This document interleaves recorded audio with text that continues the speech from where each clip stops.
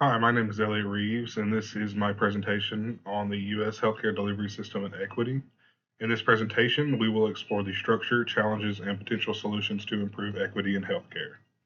This video is presented by myself for McNeese State University for the Nursing 302 Business of Healthcare class and for instructor Dr. Crystal Williams. Working together to provide medical services, the U.S. healthcare delivery system is a sophisticated network of providers, settings, and purchasers. Operating under a convoluted financial structure, it covers both public and private entities that strive to assist those in need. As you can see in this slide, there are many components of the healthcare delivery system, which includes regulators that regulate the providers, payers that finance the providers, suppliers that supply the providers, and providers that serve the consumers, which is the general public. It is very important in understanding the U.S. healthcare delivery system. Knowing the system helps people and legislators to spot differences in access, quality, and cost of care. Furthermore, implementing focused reforms aimed at improving healthcare equality and general health outcomes depends on identifying system inefficiencies where needed. As you can see on this slide, there are many different instances where most minorities or different groups will have different health outcomes and quality of cares.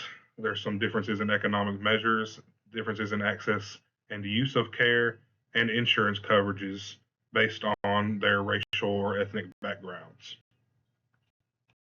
Providers are a key part of this healthcare delivery system in the United States. Healthcare providers encompass a wide range of occupations and specializations. They work in a variety of venues, including primary care practices, specialty clinics, hospitals, and allied health centers. Providers may include numerous different physicians, nurses, allied health workers, and specialists. Also, providers providing preventative, emergency, and long-term medical care, as well as diagnosis and treatment, fall under this category of need in the infrastructure of the United States healthcare delivery system. Providers impact the inequity in the healthcare delivery system in many different ways. Shortages of healthcare professionals in underdeserved areas, structural racism, and implicit bias influence the provider-patient interactions, which can lead to disparities in diagnosis and treatment. Underprivileged communities, especially those already at a disadvantage, face even greater barriers to healthcare access due to a lack of trained medical personnel.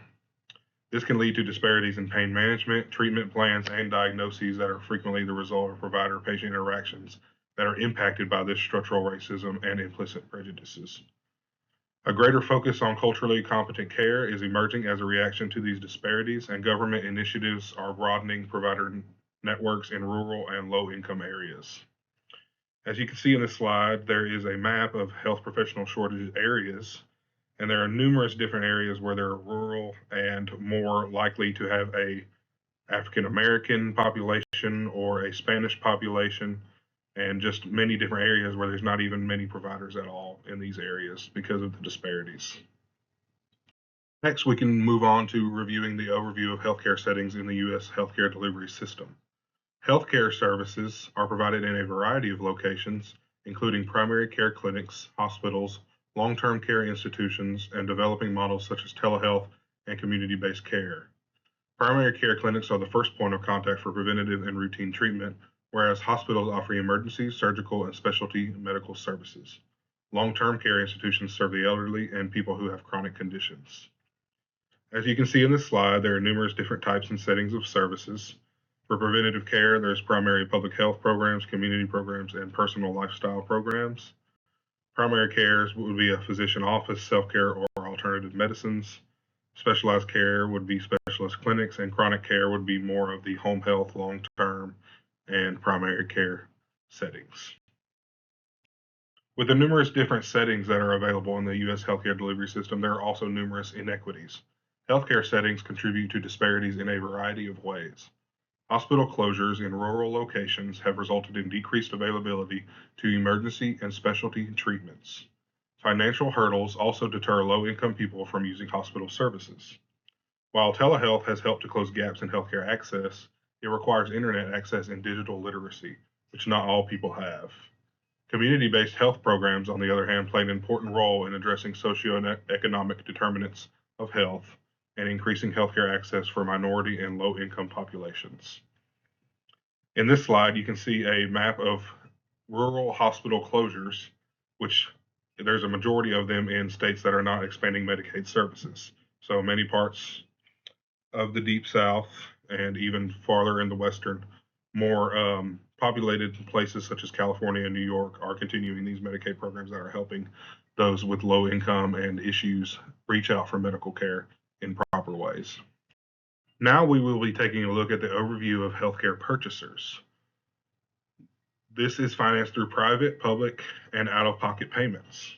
Public insurance, such as Medicaid and Medicare, private insurance, and the uninsured pay for healthcare out of pocket in the United States healthcare system, which shows the power of the main purchasers. Most working Americans have private health insurance, either through their employers or through their own purchases, but many are unable to afford it due to high premiums and deductibles. Medicaid and Medicare are federal programs that provide low income and older people health care, but eligibility is conditional based on state law. In this slide, you can see the pie chart of the distribution of healthcare coverage. So employers provide almost 48.6% of a majority of the population's healthcare. There's some non-group available. Medicaid and Medicare are a big slice, almost making up nearly 36%. And then there's some military and almost 8% of uninsured people in the United States today. There are also numerous financial barriers to access. High premiums, deductibles, and complex insurance policies create financial barriers. With Medicaid expansion under the ACA, there has been some improved access, but some states have opted out of these systems.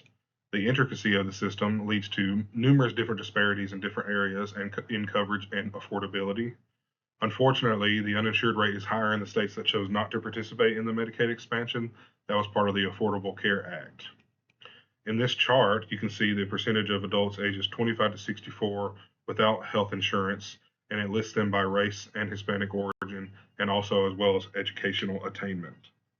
So there's much fewer people that don't have insurance that have bachelor degrees or higher, but with the disparities, less than a high school degree, and also more often in different races as well, with less than a high school degree or a high school graduate degree only. Slide brings us to discuss the Triple Aim framework, which seeks to balance cost, quality, and access to healthcare, aiming to reduce inequities and create a patient-centered, value-based system of healthcare. As seen in the slide, there's different triangles that represent the different framework of the Triple Aim. Improved health, lower cost of care, and experience of care all work together to provide the best quality of care to our United States citizens.